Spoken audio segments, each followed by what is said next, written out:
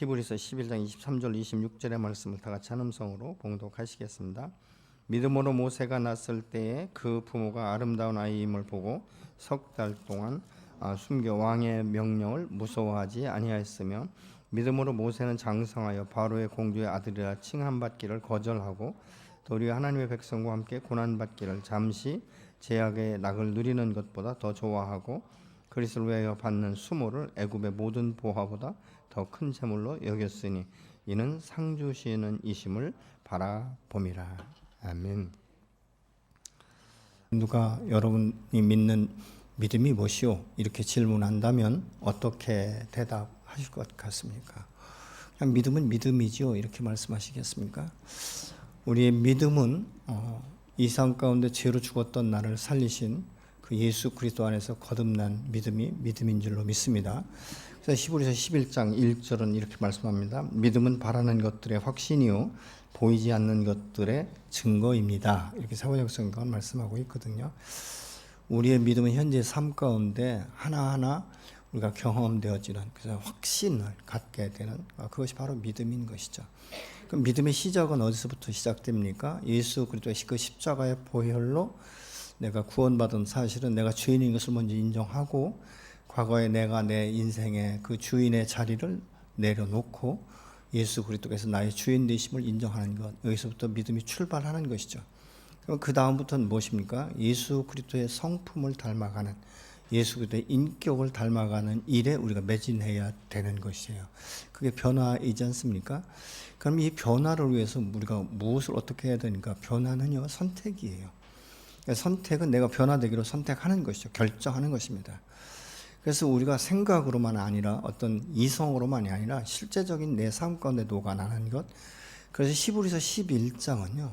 우리의 옛 믿음의 선배들이 어떻게 그 믿음을 삶으로 드러냈는가, 어떻게 경험되었는가, 어떻게 누렸는가에 대해서 굉장히 한 사람 한 사람의 이름을 호명하면서 이 사람의 특성은 이랬고 이 사람은 이렇게 살았고, 또 아브라함 같은 경우는 정말 자기가 떠난 그 본향을 생각했더라면 돌아갈 기회가 있었으려니와 이렇게 말하고 있지 않습니까? 다시 말하면 옛날의 삶으로 돌아갈 수 있는 기회가 여러 번 있었음에도 불구하고 여전히 그 하나님께서 약속하신 언약의 말씀을 붙들고 한 걸음 한 걸음 나갔다는 것이죠. 그것이 믿음이라는 것입니다. 그래서 히브리서 11장은 우리의 구원의 기초가 되고 그 믿음의 그 시발점이 되신 예수 그리스도 안에서 어떻게 말씀을 따라서 준행했는가, 그래서 삶으로 드러냈는가, 하나님의 말씀이 우리의 삶 가운데 어떻게 녹아났는가에 대해서 증거하는 그 말씀이 바로 히브리서 11장인 줄로 믿습니다. 어떤 특정 인물만이 아니라 모든 사람들에 대해서 말씀하는 것을 우리가 볼 수 있게 되는 것이죠. 그러면 우리가 나의 그 삶의 이 주인됨, 내가 누리고 싶었고 내가 그 가지고 있었던 움켜잡았던 이 모든 것들을 어떻게 내려놓을 수 있는가? 그것은 나는 예수와 함께 십자가에 죽었다는 사실을 인정해야 되는 것이죠. 여러분, 죽은 사람은 과거에 어떤 호화로운 고대 궁궐 같은 별장에서 살고 너무나도 가난해서 그냥 단칸방에서 살고 이것이 문제가 아닌 거예요. 죽은 사람은 똑같습니다. 제가 수백 명을 이렇게 염습도 해보고 오늘날도 우리가 그 장례식장 가면 입관 예배나 모든 하관 예배나 이런 것들을 통해서 죽음이 무엇인가를 알게 되는 것이죠. 그리고 죽은 사람은 말이 없어요. 야, 나 너무 춥다, 나 너무 뜨겁다, 이런 시신 보셨습니까? 없는 거예요. 우리가 통곡을 해도 들을 수 없고 대답할 수 없는 것이죠. 그런데 왜 우리가 옛사람의 정서, 과거의 내 인생의 주인 되려고 주장하던 이 권리를 포기하지 못하는가? 아직도 내가 살아 역사하는 거예요. 죽고 싶지 않은 거예요. 그냥 그 육신의 소욕을 따라서, 육신의 정욕을 따라서 이 세상 가운데 이생의 자랑을 내가 살았던 이 모든 것들을 내려놓고 싶지 않은 거예요. 그러니까 이들의 삶이 좋다 이런 생각을 하니까 죽어지질 않는 것이죠. 그러니까 우리가 죽지 않으면 무엇입니까? 하나님의 언약의 말씀, 이 축복이 내 안에서 이루어질 수가 없는 거예요. 왜냐하면 말씀 앞에 순종할 수 없기 때문에 그런 거 아니겠습니까? 그래서 갈라디아서 2장 20절은 이렇게 말씀합니다. 같이 읽겠습니다. 그리스도로 함께 십자가에 못 박혔습니다. 그러니 이제는 내가 사는 것이 아니라 그리스도께서 내 안에 살고 계시는 것입니다. 나를 사랑하여 나를 위해 그 몸을 내어주신 하나님의 아들을 믿은 덕분에 지금 내가 참 생명을 얻습니다. 예수 그리스도가 나의 죄를 대신해서 자기의 생명을 아낌없이 내어주었다는 이 사실을 믿는 덕분에 내가 참된 생명을 얻었습니다. 영원한 생명을 얻었습니다라고 말하고 있지 않습니까? 근데 여기에 전제 조건이 뭐죠? 예수와 함께 나는 죽었다는 거예요. 근데 왜 내가 지금 살아있는가? 그것이 너무 안타까운 것이죠. 아까운 것이죠. 포기할 수 없다는 것입니다. 그럼 참된 생명이 무엇입니까? 부활의 생명인데 이것은 죽음을 전제로 하는 것이죠. 여러분, 살아있는 사람을 부활의 사람이다 이렇게 말하지 못해요. 죽은 사람이 살아나는 것을 부활이라고 말하고 있지 않습니까? 예수님께서 십자가에 매달렸다 그냥 땅에 내려와서 사시면서 죄사함 받았다고 하더라. 이건 부활의 생명이 아닌 거예요. 예수님이 십자가에 죽으셨기 때문에, 물과 피를 쏟으셨기 때문에, 무덤에 장사되었다가 살아나셨기 때문에 우리가 부활이다 이렇게 말씀하고 있지 않습니까? 그 예수님이 부활 승천하신 후에 우리에게 약속하신 보혜사 성령을 주시지 않았습니까? 이 성령이 내 안에 내주하시는 거예요. 예수님께서 육신을 입으셨을 때는 모든 사람의 속에서 역사할 수가 없는 거예요. 만날 때만 축복할 수 있는 거, 만날 때 치료받을 수 있는 것이지만 예수 믿고 구원받은 사람들에게는 부활의 그 생명이신 성령이 내내 오셨다는 거예요. 그러니까 날마다 성령이 나와 더불어 살고 있는 것이죠. 내가 죽어질 때 내 속에서 말씀하시는 말씀을 따라 내가 순종할 수 있게 되는 것입니다. 여러분, 말씀 앞에 왜 우리가 순종하지 못합니까? 의심이 생기는 거예요. 정말 이렇게 될까? 근데 현실적으로 보면 이게 안 맞는 거예요. 여러분, 그렇기 때문에 성경은 우리가 이성으로 이것이 이해가 되고 이것이 믿어져야 믿는 것이 아니라 믿을 때 이해가 되어지고 믿을 때 내 마음 가운데 살아 역사하는 성령을 경험하게 되는 줄로 믿습니다. 그래서 주님이 내 안에 계시기 때문에 동행하시는 거예요. 여러분의 속 사람이 정말 예수 믿고 구원받았다면 여러분의 속에 마음 깊은 그 중심에 성령께서 우리와 함께 동행하시는 줄로 믿으시기 바랍니다.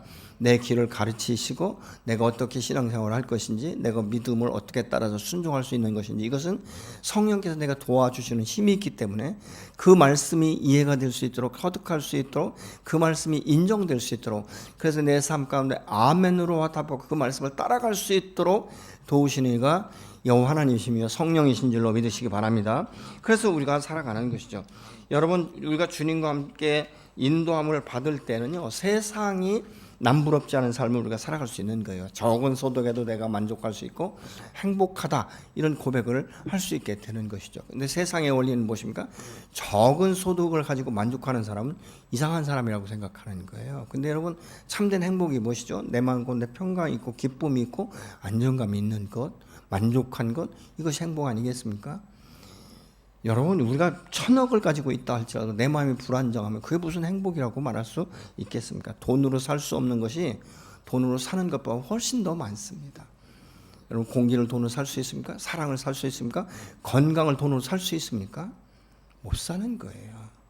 그렇기 때문에 내가 건강한 것도 감사하고, 내가 이 물질을 가지고 이만큼 먹고 살 수 있는 것도 감사하고, 내가 지금 생명을 유지하는 것도 하나님의 은혜요 축복인 줄로 믿습니다.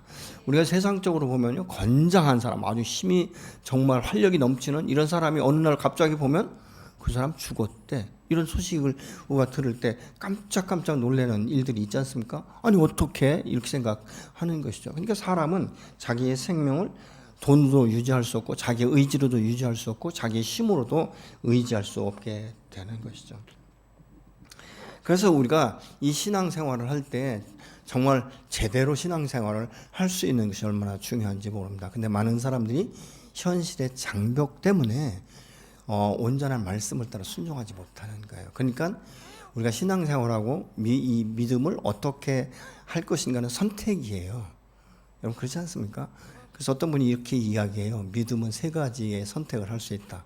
나쁘게 믿는 선택을 할 수 있고, 적당히 믿는 선택을 할 수 있고, 아주 열정적으로 최선을 다해서 말씀 앞에 순종하는 삶으로의 선택을 할 수 있다는 것이죠.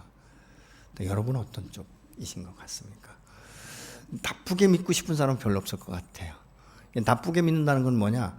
나는 예수 믿고 구원 받았으니까, 하나님께서 한 번 구원은 영원한 구원이라고 했으니까 이상 살아갈 땐 그래도 좀 먹고 마시고 즐기면서 좀 마음껏 그렇게 살아야 되지 않겠나 이런 생각을 하고 말씀을 자꾸 부정하는 거예요. 말씀 앞에 순종하지 못하고 불순종하고 내 생각대로 내 계획대로 모든 것들을 추진하게 되는 것이죠. 이런 사람은 실패하게 되면 꼭 남에게 탓해요. 원망을 하는 것이죠.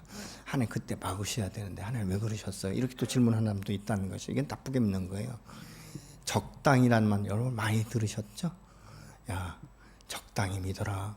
너무 미치면 안 된다. 너무 빠지면 안 된다. 이런 소리 혹시 들어보셨습니까? 이런 소리는요, 가족 중에서도 하고요, 믿는 사람도 얘기하더라고요. 아내가 열심히, 여보, 적당히 신앙생활해. 어떻게 그렇게 열심히 당신처럼 하면 어떻게 세상 살 수 있느냐. 이렇게 말하고 있거든요. 근데 또 어떻습니까? 말씀대로 준행하려는 사람은요, 정말 제가 보니까요, 몸부림치며 살아요. 신앙생활을 바르게 하기 위해서 말씀대로 순종하기 위해서 얼마나 몸부림치는지 모릅니다. 때로는 막 자기 몸을 쳐서 복종하기 위해서 무엇입니까? 금식하면서 사는 사람도 있어요. 내 육체의 소욕을 다스릴 수 없기 때문에 하나님 앞에 금식하면서 기도하게 되는 것이죠. 그래서 지금 이 모세 같은 경우는 믿음으로 어른이 되었을 때에 애굽에서 누리는 이 삶보다 차라리 그 바로의 그 공주의 아들이라고 불리는 것을 포기했다 이렇게 말하고 있어요. 24절을 같이 보시겠습니다. 믿음으로 모세는 어른이 되었을 때 바로 왕의 공주의 아들이라 불리기를 거절했습니다. 이렇게 세 번역 성경을 말하고 있어요. 여러분 지금 우리가 이 현실적으로 보면요, 이 바로의 공주의 아들로 이 양자로 택함을 받았기 때문에 잘하면 애굽의 최고의 왕이 될 수도 있는 거예요. 근데 이것을 포기했다는 것이죠. 어떤 사람은 이렇게 생각할 수 있어요. 그 자리에 올라가기가 얼마나 어려운데, 더군다나 히브리인이 어떻게 이 바로의 궁에 그 왕자로서의 삶을 살 수 있는가? 아니 그곳에 그냥 눌러 있어서 왕이 되면 그 최고의 권력을 가지고 많은 어떤 신하들과 많은 주변의 사람들에게 선한 영향력을 끼치면서 살면 되지. 굳이 왜 그 자리를 박차고 나와서 그 광야에서 40년 동안 쓴구 생활하고 있는가? 이렇게 생각할 수도 있는 것이죠. 그렇지만 만약 그렇게 모세가 살았다면 성경에 기록되지도 않았을 것입니다. 그리고 하나님의 뜻을 따라서 순종한 결과도 없었을 것입니다. 그런데 모세가 그것을 거절했다는 것은 무엇입니까? 왕권을, 미래의 왕이 될 수 있는 왕권까지도 포기했다는 것이죠. 내가 이 자리에 눌러 있으면 앞으로 미래가 확 열릴 수 있는데 믿음을 지키기 위해서 이것을 버릴 수 있다는 이 용기는 대단한 것 아니겠습니까? 여러분 같으면 그 자리를 포기할 수 있겠습니까? 근데 제가 이 성경을 묵상하면서 모세에게 어떻게 이런 결단을 할 수 있고 이런 믿음이 생길 수 있었는가? 저는 23절의 말씀을 통해서 그랬을 것이라고 생각합니다. 23절 같이 보시겠습니다. 모세가 태어났을 때의 믿음으로 그 부모는 3달 동안 아기를 숨겨두었습니다. 그들은 왕의 명령을 두려워하지 않았습니다. 이때 당시에 어떤 상황이냐면요, 그 요셉을 모르는 새로운 왕이 딱 등극을 하다 보니까 아니 이스라엘 백성들이 번창하고 번성하는데 대책이 없는 거예요. 그러니까 이 애굽 사람들이 낳는 자녀의 수보다 이거 이스라엘 백성들이 낳는 자녀의 수가 기하급수적으로 늘어나기 시작하는 거예요. 그러니까 이 새로운 왕이 어떤 위기의식을 느꼈냐면, 이러다가는 우리가 모든 전권을 이스라엘 백성들에게 뺏기겠구나. 자기의 왕의 위치를 뺏길 것 같은 두려움이 있는 거예요. 그러니까 어떤 명령을 하냐면요, 지금부터 이 이스라엘 백성들이, 이 히브리인들이 이 자녀를 낳을 때 딸을 낳으면 살려주고 아들을 낳으면 바로 죽이라고 말합니다. 근데 이 산파들이 이 히브리인들이 자식을 낳을 때 아기를 받으려고 갔는데 하나님이 두려워서 죽일 수가 없는 거예요. 그러니까 왕에게 이렇게 말하죠. 히브리 여자들이 얼마나 힘이 좋은지 아기를 받으려고 가면 벌써 다 낳았어요. 다 낳아놨기 때문에 우리가 뭐 손 쓸 수도 없어요. 이렇게 말을 해요. 근데 모세의 부모는 사내 아이를 3개월 동안 양육했다라고 말하고 있지 않습니까? 근데 그 뒤가 뭐라고 말하죠? 왕의 명령을 두려워하지 않았다. 왕의 명령을 두려워하지 않았다는 것은 그 위에 있는 하나님의 왕권을 인정한 거예요. 하나님께서 우리를 지키실 것이다. 이 아이를 보존하실 것이다. 그래서 왕의 명령을 순종하지 않은 것이죠. 또 여기에 따르는 것이 무엇입니까? 자기의 생명을 내놓는 거예요. 아들을 죽이라고 했는데 죽이지 않았잖아요. 3개월 양육하지 않습니까? 만약 들어와서 이 아이가 아들인 것을 발견되면 부모는 물론 아이도 다 죽는 거예요. 그 자기의 생명을 걸고 아이를 3개월 동안 길렀다는 것이죠. 그게 믿음이에요. 근데 하나님께서 이제 더 이상 감당할 수 없으니까 그 갈대 상자의 역청을 바라고 방수를 한 후에 나일 강물에 띄우지 아니하고 갈대 숲 사이에 놓습니다. 그리고 자기 딸이 그것을 지켜보다가 하나님께서 얼마나 기가 막힌 타이밍에 바로의 공주를 나일 강가로 데려오는 것을 우리가 볼 수 있지 않습니까? 그래서 그 상자를 발견해서 여는 순간에 히브리 있는 것을 알았어요. 그럼 어떻습니까? 바로 죽여야 되는 것이죠. 근데 상자를 여는 순간 아이가 우는 그 울음소리를 통해서 모성애가 자극이 되었다는 것이죠. 아이를 기르기로 결정을 합니다. 바로의 공주이기 때문에 그런 권한이 있었던 것이죠. 근데 뭐 자기가 아이를 직접 양육할 수 없으니까 이 모세의 누이가 또록 달려가서 뭐라고 말하죠? 공주님, 이 아이를 양육하려면 유모가 필요하지 않습니까? 제가 잘 아는 아주 신실한 유모가 있는데 그 사람에게 맡기면 어떨까요? 제가 소개해 드릴까요? 그러니까 공주가 아무 생각 없이 오케이 그래요. 근데 그게 누구죠? 모세 어머니 요게벳이에요. 요게벳이 어렸을 적부터 젖을 먹이고 이 아이를 양육하면서 뭘 가르쳤을까요? 하나님의 말씀을 가르치는 거예요. 너는 이스라엘 백성이며 선민이며 하나님의 택한 자다. 계속적으로 그 아이에게 젖을 뗄 때까지 가르치는 것이죠. 그러니까 여러분 3살 버릇 8까지 간다고요. 이 모세는 어렸을 적부터 자기의 정체성이 누구인지를 알고 있었던 거예요.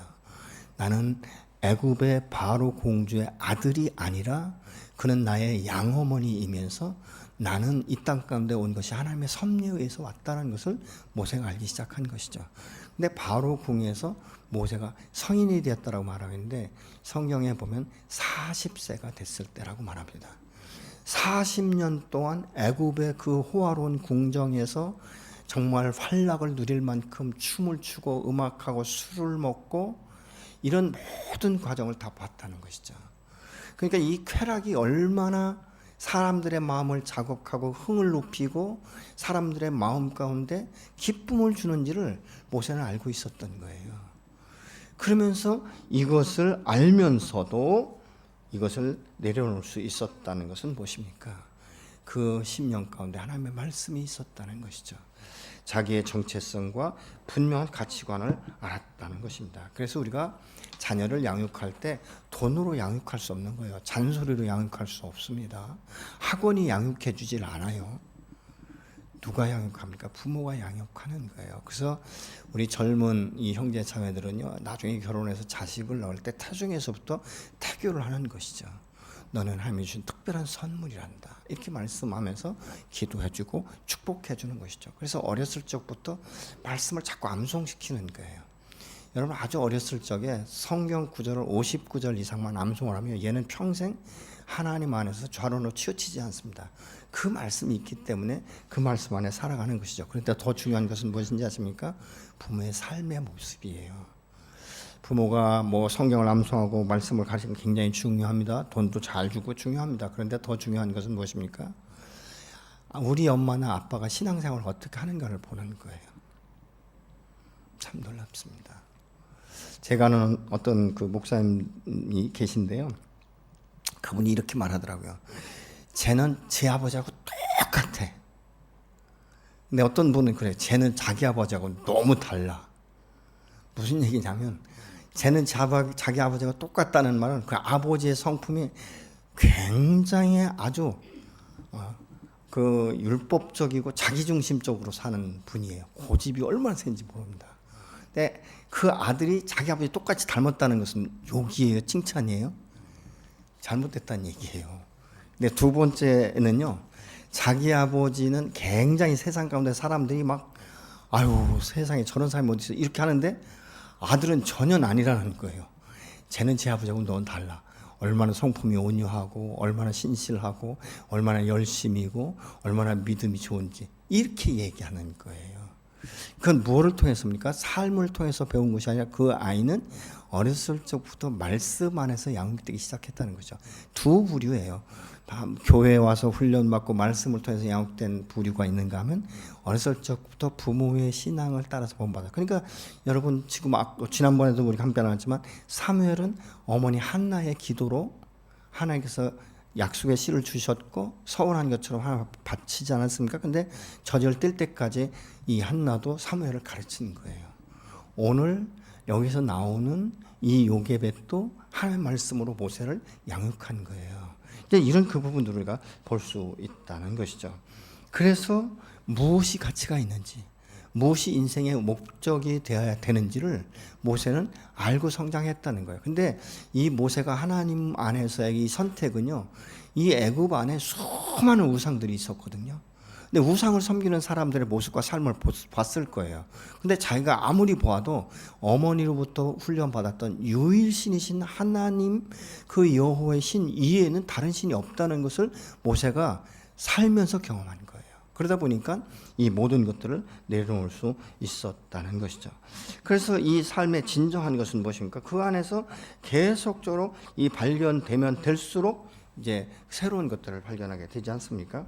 우리가 다 아는 대로 이 사도 바울 같은 경우는요, 굉장히 율법에 능한 자였고 아주 태어나면서 로마 시민권을 가진 자예요. 또 그때 당시 학문으로 따면 가말리엘 문화생이면 최고의 명문 스승의 제자인 것이죠. 그러니까 이 사도 바울은 그만큼 율법에 해박했고 백그라운드가 있었어요. 그러니까 세상 가운데서 예수 안 믿어도 명성을 떨칠 수 있는 그런 아주 훌륭한 사람이고 모든 것에 만족할 수 있는 사람이었거든요. 그럼에도 불구하고 이 다메섹으로 가면서 예수 그리스도를 만난 후에 사도 바울의 인생은 180도로 바뀝니다. 이게 회개한 사람들의 모습이에요. 회개는 무엇입니까? 같은 길을 계속 가면서 그냥 조금씩 보충하는 것이 완전히 돌아서는 것을 말하고 있지 않습니까? 죄악에서 떠나서 생명의 길로 돌아서는 것, 그것이 바로 회개이지 않습니까? 그러면서 사도 바울이 이렇게 말합니다. 내가 지금까지는 이 가말리엘 선생 밑에서 내가 배웠고 내가 율법을 이해하고 율법을 설교하고 선포할 때는 그 많은 기쁨이 있었지만 예수 그리스도 안에서 말씀을 통해서 내 안에 젖어들고 내 안에서 역사되고 내 삶을 변화시키는 이런 그 성령의 역사를 따라서 내가 생각하면 살면 살수록 참 신묘막측할 만큼 이 과거에 내가 누렸던 학문과 모든 것들은 아무것도 아닌 것으로 느껴지는 것은 하나님의 말씀이 오묘하고 하나님의 말씀이 달고 하나님의 말씀이 내 인생을 바꿔놓기 때문에 내가 이것을 포기할 수 있었다. 이런 고백을 빌립보에서 합니다. 빌립보서 3장 7절 10절의 말씀을 같이 보시겠습니다. 그러나 한때 대단한 가치가 있다고 생각했던 이런 것들을 지금에 와서는 모조리 내던졌습니다. 그리스도만을 의지하고 그분에게만 소망을 두기 위해서입니다. 그렇습니다. 나의 주님 그리스도 예수를 알게 된 것이 너무도 존귀해서 이것과 비교하면 다른 것은 다 무가치에게 여겨질 뿐입니다. 나는 그리스도 이외에 다 쓰레기처럼 여기고 모두 내버렸습니다. 그리스도를 얻기 위해 그렇게 한 것입니다. 보다 더 의로운 사람이 되려고 하거나 율법을 지켜서 구원을 얻으려는 생각을 집어치우고 오직 믿음으로 구원을 얻고 그리스도와 하나 되기 위해서 그렇게 한 것입니다. 하나님께서 우리를 하나님과 올바른 관계에 놓아주시는 것은 그리스도만을 의지하는 믿음을 가지고 있느냐 없느냐에 달려있기 때문입니다. 나는 지금 모든 것을 다 내던졌습니다. 내가 바라는 것은 다만 참으로 그리스도를 알고 그리스도를 다시 살리신 전능한 능력을 체험하고 그리스도와 함께 고난을 당하고 그리스도와 함께 죽는다는 것이 무엇을 의미하는가를 아는 일입니다. 아멘이십니까? 그리스도 안에서 내가 살다 보니까 성령을 따라 살다 보니까 얼마나 이것이 존귀한지 그리스도가 나를 살리신 것과 또 나에게 사명을 주신 것과 이런 것들을 감당하고 그 말씀을 묵상할 때마다 무궁무진하게 나를 깨닫게 하고 이해가 되게 하고 그 말씀 앞에 순종할 때 얼마나 큰 축복이고 이 길만이 나의 인생의 전부라는 것을 깨닫는 그 의미가 무엇인지를 알아간다는 거예요. 여러분 진리의 말씀이 깨달아지고 이것이 알아질 때 우리가 그 말씀 앞에 굴복당할 수밖에 없는 거예요. 그러니까 말씀을 그냥 건성으로 읽고 그냥 그러니 하고 사는 것이 아니에요. 그냥 설교 시간에 은혜 받았다 이걸로 끝나는 것이 아니라 그것을 내 삶 가운데 실천하는 것이죠. 여러분, 실천하는 것은 행동하지 않고는 얻어질 수 없는 거예요. 그러니까 야고보서는 뭐라고 하니까 행함이 없는 믿음은 죽은 것이다라고 말하고 있지 않습니까? 여러분은 신앙생활을 통해서 무엇을 변화되기를 원합니까? 여러분, 우리는 우리의 믿음은 세상과 적당히 타협하고 세상에 누리는 부귀영화보다 더 귀한 것을 발견했기 때문에 과거에 그렇게 좋아했던 것들을 포기할 수 있는 것 아니겠습니까? 그래서 이용기 선생은 뭐라고 하니까 내려놓는다 이렇게 말하고 있지 않습니까? 내려놓음. 두 번째로 쓴 책이 더 내려놓음. 이렇게 이제 하는 것을 내려놓는다는 것은 무엇입니까? 권리를 포기한다 그 말이에요. 내가 십자가 이외에는 잘할 것이 없다라고 말할 수 있을 것처럼 모세도 바울도 세상에서 내놓으라 하면 당당히 모든 것을 내놓을 수 있었고 지위와 지식과 명예를 버릴 수 있었던 것은 그럼에도 불구하고 생명의 주인 되시는 주인을 만나고 나서 여기에서 포기하기 시작했다는 것이죠. 진정한 삶의 주인이 누구인가를 발견했다는 것이죠. 우리의 인생을 어떻게 하는 것이 우리의 참된 인생인가를 깨닫기 시작했다는 것입니다. 그래서 사도 바울이 말한 고상합니다 이 말은 헬라어로 이 휘파르코라는 말인데 탁월하다, 능가하다, 위에 있다 이런 뜻을 갖고 있어요. 그리스도를 아는 것이 가장 탁월한 것이다. 그리스도를 아는 지식이 가장 고상한 것이다. 최상의 것이다. 그가 그렇게 말하고 있는 것입니다. 그러니까 변화는 자신이 누리던 것을 내려놓고 더 좋은 것, 더 새로운 것을 선택하는 데서부터 시작되는 줄로 믿으시기 바랍니다. 이것을 위해서 이 모세는 앞으로 왕이 될 수 있는 가능성이 많이 있는데도 불구하고 이걸 포기했다는 것이죠. 근데 포기한 것으로 끝나지 않고 뭐죠? 오히려 예수 믿는 하나님의 백성들과 고난받는 것을 더 선택하고 그걸 즐거워했다 이렇게 말하고 있어요. 여러분, 믿음은 시련이에요. 시련은 연단을 낳게 하는 것이죠. 신앙생활 제대로 하려면요, 얼마나 우리가 때로는 가시밭과 같은 길을 걸을 수 있는 거예요. 여러분, 예수 안 믿는 가정에서 처음 예수를 믿거나 우상이 덜덜대고 이 샤머니즘적인 이런 그 종교를 가지고 있는 가정에서 한 사람이 예수 믿고 나면 얼마나 많은 핍박이 있는지 모릅니다. 뭐가 잘못되면 다 너 때문이에요. 네가 교회 다니기 때문에. 다 모든 잘못을 돌리는 이런 경우가 있지 않습니까? 근데 그게 핍박인 거예요. 그게 고난인 거예요. 그냥 예수를 설렁설렁 믿고 교회 가는 동 안 가는 동 이게 다니면 그런 핍박이 들어오지도 않아요. 여러분, 제가 신앙생활 해보니까요, 제대로 신앙생활을 하려니까 자꾸 어려움이 오더라고요. 근데 사단은요, 우리가 적당히 믿으면 건드리지도 않아요. 왜? 그냥 놔도 내 편이니까. 근데 제대로 믿으려고 하니까 사단이 자꾸 역사하는 거예요. 왜? 뺏기기가 싫거든요. 자기가 붙들고 있었던 그것을 내려놓고 뺏기고 싶지 않은 거예요. 그러니까 그렇게 하는 것이죠. 여러분, 내가 이 옛사람이 십자가 못 박혀 새로운 피조물로 거듭났다는 확신이 있으면 우리는 정체성과 세관이 바뀌어야 돼요. 가치관이 바뀌어야 돼요. 내가 세상 것을 쫓아가는 것이 아니라 하나님의 축복을 더 귀한 것으로 여겨야 되는 줄로 믿습니다. 우리가 스스로 세상의 것에 만족하고 세상 것을 내가 누리기 위해서는요, 정신없이 일해야 돼요. 밤낮 없이 일을 해야 됩니다. 근데 여러분, 그 목표는 항상 제자리에 있질 않아요. 이 세상 것을 취하는 사람의 목표는요, 수시로 바뀝니다. 왜냐하면 이만큼 차서 보니까 이게 아직도 미달인 거예요. 그러니까 또 다른 목표, 더 높은 목표를 세우는 것들을 우리가 보지 않습니까? 근데 이런 그 부분들이 바로 세상의 원리예요. 근데 하나님의 원리를 따라가는 건 힘드니까 사람이 이 정도면 됐다라고 머물러 버리는 거예요. 그러니까 무엇입니까? 하나님의 신령한 축복을 받아들이질 못하는 거예요. 저는 이런 것들이 여러 번 여러분에게 말씀드리면 안타까운 거예요. 신앙생활을 제대로 하고 열정적으로 하고 하나님의 말씀 앞에 순종하다 보면 하나님이 세상이 줄 수 없는, 세상이 감당할 수 없는 축복과 은혜를 주시는데 왜 이것을 내가 누리지 못하는가? 현실적으로 너무 다급한 거예요. 그렇게 하면 못 살 것 같은 거예요. 여러분, 아니에요.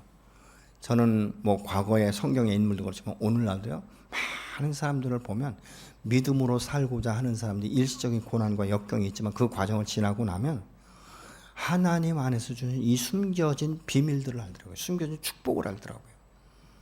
그러니까 밤낮 없이 쉬지 않고 기도하고 말씀을 믿음으로 선포하고 그래서 미래지향적인 이것을 준비하는 자들은요, 시간이 가고 세월이 가니까 그렇게 하시더라고요.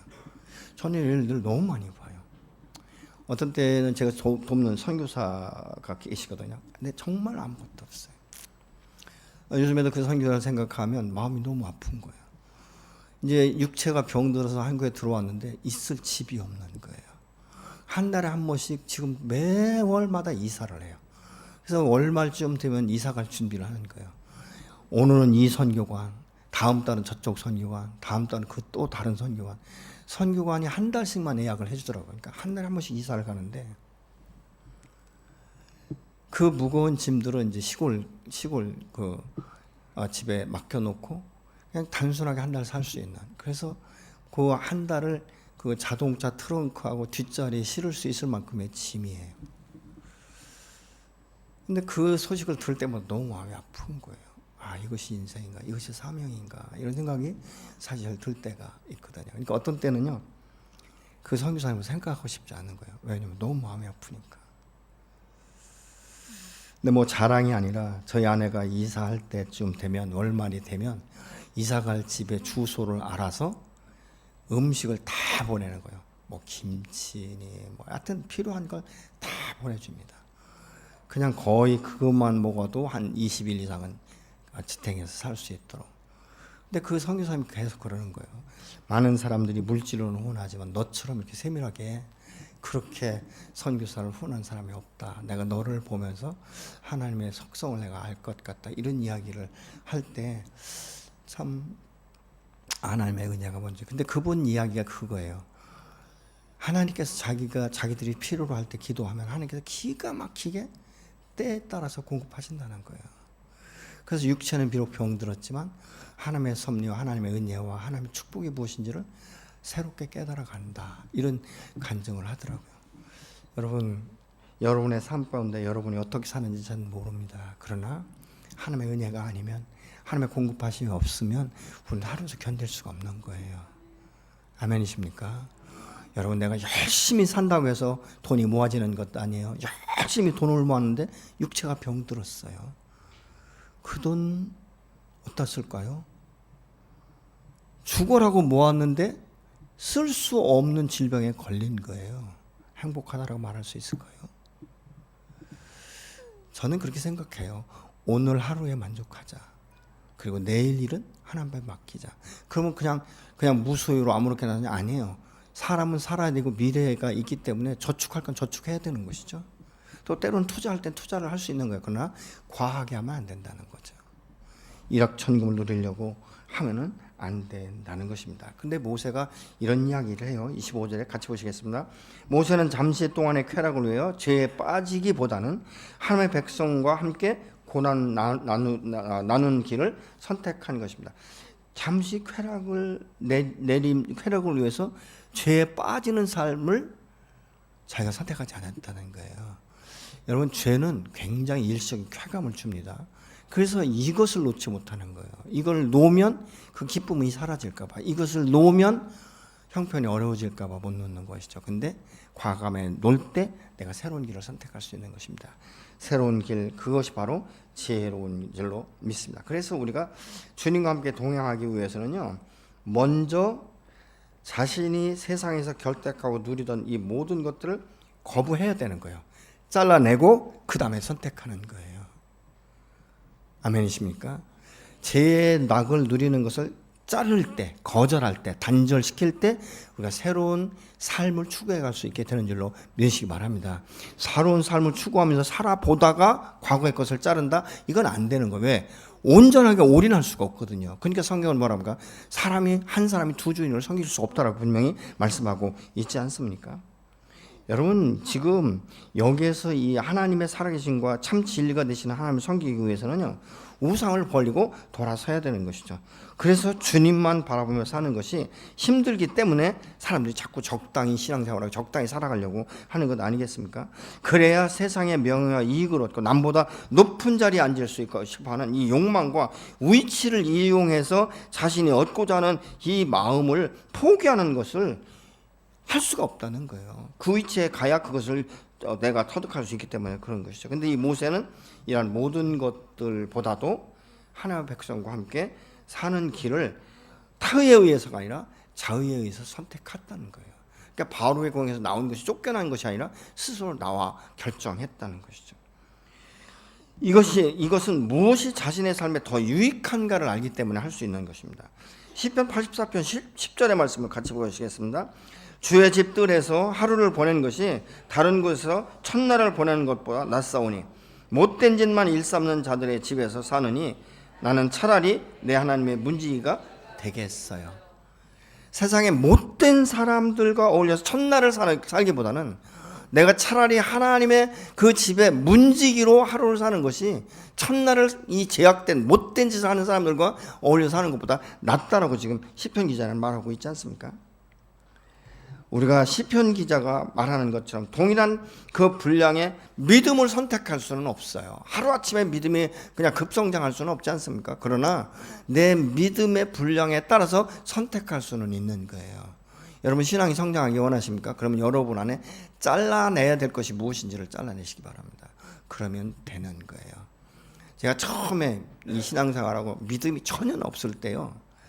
교회에 오면 제가 등산을 굉장히 좋아했다고 말하잖아요. 그러니까 거의 뭐 매주 토요일날 아니면 늦으면 주일날 아침에 일찍 갔다가 하루 오거든요. 근데 말씀이 안 들어오니까요. 이 예배당에 앉아 있을 때 무슨 생각이 드냐면, 야 지금 이 시간에 내가 내장산에 7분흥선쯤 올라갔을 건데, 야 그때 막 새벽같이 가면 막 구름이 걷히고 이 아름다움이 있을 건데 내가 여기 앉아서 지금 무슨 짓거리 하고 있나 이런 생각이 드니까 말씀이 전혀 안 들어오는 거예요. 아마 어쩌면 지금도 어떤 약속이 있거나 중요한 약속이 있는 분들은 제가 설교하니까 하나도 안 들어올 거예요. 목사님 빨리 끝나야 나 가서 지금 그 사람 만나고 그 일 하고 있는데, 나 이거 빨리 가야 계약할 수 있는데, 이런 생각으로 가득 찬 분은요, 제가 말하는 것이 12시 넘으면 이제 힘들어질 거예요. 왜 오늘따라 설교를 저렇게 길게 하지? 이런 생각도 할 수 있는 거예요. 그런데 우리가 믿음으로 살면 믿음으로 이길 수 있는 비법이 무엇인가를 요한일서 5장 4절 5절은 이렇게 말씀합니다. 같이 보시겠습니다.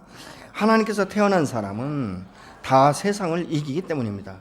세상을 이기는 승리는 이것이니 곧 우리의 믿음입니다. 세상을 이기는 사람은 누구입니까? 예수가 하나님의 아들이심을 믿는 사람이라고 누구겠습니까? 예수를 뭐라고요? 그 우리의 생명 되시는, 그 우리의 믿음의 근원 되시는 이 아들을 믿는 이 믿음의 사람 아니고 누가 세상을 이길 수 있냐는 거예요. 여러분 예수를 믿으십니까? 그럼 여러분 안에 세상을 이길 수 있는 능력을 하나님이 주신 줄로 믿으시기 바랍니다. 그 내 힘으로 능으로가 아니에요. 내 노력으로가 아니에요. 내 의지로가 아니에요.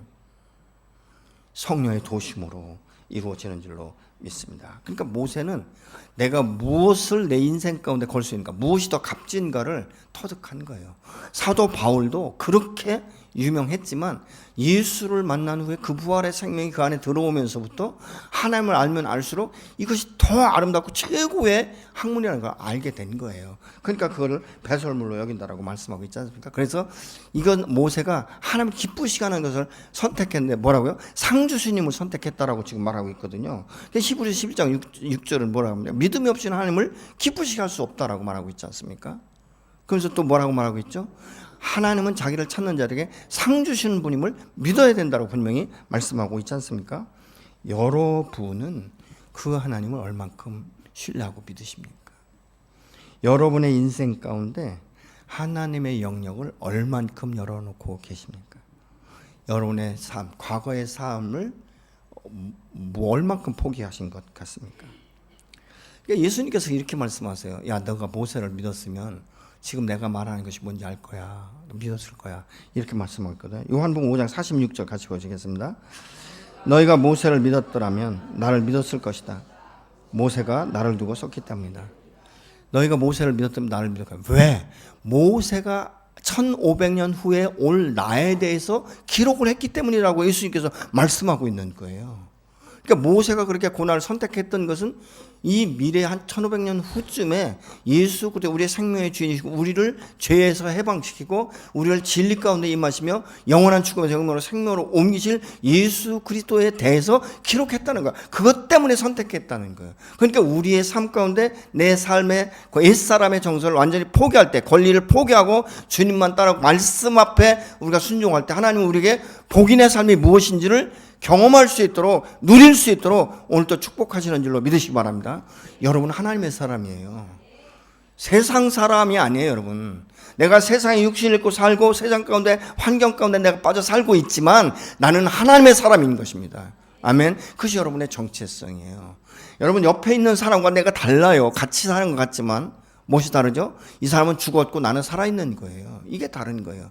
추구하는 게 달라요. 이 사람은 세상의 욕심을 가지고 세상에서 성공하기 원하겠지만 나는 하늘의 시민권자답게 하나님이 주시는 하늘의 축복을 누리며 살기를 원하고 선택하는 자다 이거죠. 이게 지혜예요. 아멘이십니까? 하나님은 여러분을 그렇게 세우시고 그렇게 축복하실 거예요. 저는 그렇게 믿습니다. 아멘이십니까? 현재만 보지 마세요. 현재 내가 이렇게 살아서 뭐 인생이 팔자 운명이 아니에요. 여러분, 인생과 팔자를 고친 분이 예수예요. 우리의 삶을 새롭게 걸어갈 수 있는 세기를 열으신 분이 바로 하나님이신 줄로 믿습니다. 사망의 자리는 음침한 거예요. 일적인 쾌락밖에 없어요. 근데 하나님과 함께 동행하면 기쁨이에요. 만족이에요. 행복이 있는 거예요. 미래가 보장되어 있는 거예요. 여러분의 기도가 땅에 하나도 떨어지지 않고 여러분 자손에게 흘러가는 거예요. 여러분들이 씨를 심어야 자손이 열매를 거둘 수 있는 거예요. 여러분, 이 원리는 진리예요. 여러분 하나님 앞에 드리는 게 너무 아깝습니까? 헛것인 것 같습니까? 아니요. 하나님 여러분을 눈여겨보세요. 언젠간 제가 다시 설교하겠지만요.